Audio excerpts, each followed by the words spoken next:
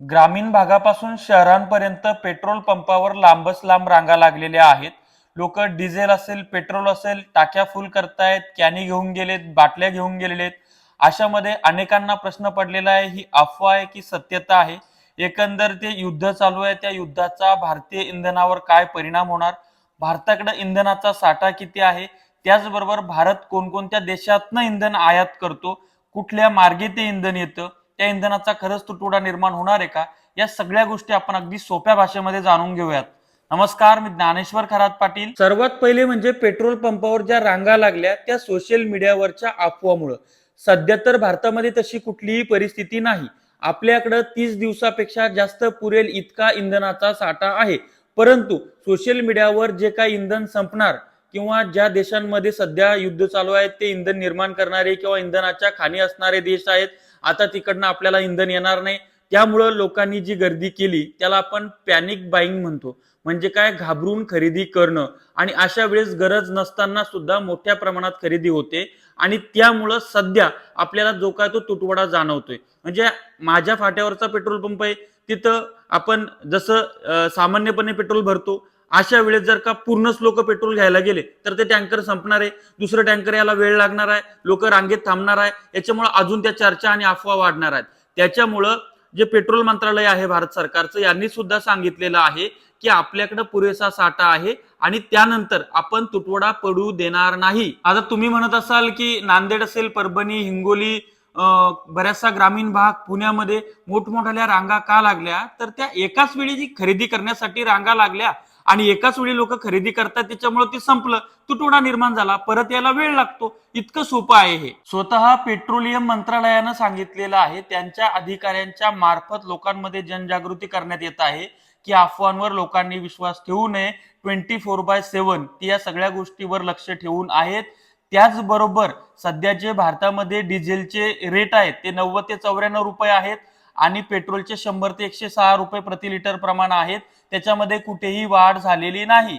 गावखेड्यामध्ये सुद्धा मोठ्या प्रमाणामध्ये किंवा गावखेड्याच्या जवळच्या पेट्रोल पंपावर कधी कधी म्हणजे ती आकडेवारी एक दाखवल्या जाते, पण ऍक्च्युअल पैसा जास्त शेतकऱ्यांकडनं किंवा लोकांकडनं घेतला जातोय. त्यामुळं पॅनिक बाईंग करण्याची गरज नाही. आता महत्वाचा प्रश्न म्हणजे दीर्घकाळ जर हे युद्ध चाललं तर याचा परिणाम आपल्या इंधनावर होऊ शकतो का? तर त्याबद्दल आपण जाणून घेऊयात की मध्य पूर्वेमध्ये जो तणाव वाढलेला आहे, या भागातून जगातील मोठ्या प्रमाणात तेल पुरवठा होतो.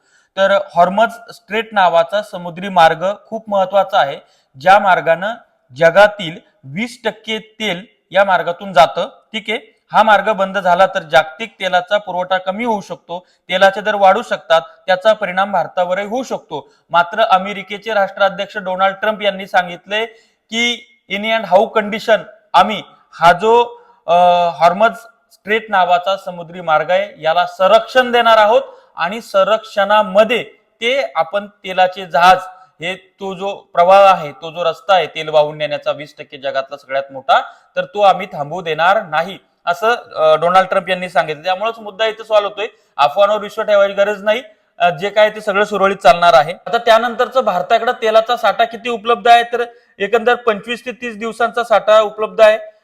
काही आकडेवारीनुसार 50 दिवसाचा सुद्धा या ठिकाणी सांगण्यात येतो आहे. आणि सगळ्यात महत्वाचं म्हणजे काय की भारत कोणाकडनं तेल खरेदी करतो? तर Russia, Iraq, Saudi Arabia, UAE, America या 5 देशांकडनं आपण खरेदी करतो. एखाद्या देशाकडनं आपल्याला पुरवठा कमी झाला तर आपण दुसऱ्या देशाकडनं पुरवठा वाढवू शकतो. त्याच्यामुळं या अफवांवर शेतकऱ्यांनी विश्वास ठेवू नये. देशाकडे पुरेसा साठा आहे आणि पुरवठा सुरू आहे. पेट्रोल पंप बंद होणार नाहीत. काही ठिकाणी फक्त गर्दीमुळे तात्पुरती अडचण निर्माण झालेली आहे आणि पॅनिक बाईंग हे त्या ठिकाणी झालेलं आहे. तुमच्या शहरातही पेट्रोल पंपावर रांगा लागल्या आहेत का? हे जरा कमेंट्स मध्ये सांगा. आणि तुमचं काय मत आहे याबद्दल? या अफवा आहेत की सत्य, याबद्दल तुमचं सुद्धा मत कमेंट्स मध्ये व्यक्त व्हा. परंतु सगळ्यात महत्वाचं या व्हिडिओचं सार हे आहे की आपल्याकडे 25-30 दिवसाचा साठा आहे, तोपर्यंत ह्या सगळ्या गोष्टी निवळतील. त्या नाही निवळल्या तर आपण जे 4-5 देश आहे, रशिया आहे, इराक आहे, अमेरिका आहे, युएई आहे, ही जे अजून 2-4 देश आहेत त्याच्यामध्ये, तर याच्यापैकी कुठल्याही देशाकडनं आपण आपला जो खरेदी आहे ती वाढवू शकतो. त्याच्यामुळं भारतामध्ये इंधनाचा तुटवडा निर्माण होऊ नये म्हणून मेंढी वळण करून पेट्रोल पंपावर रांगा लावून पॅनिक बाईंग करून स्वतःच्या अडचणीमध्ये वाढ करून घेऊ नये. धन्यवाद.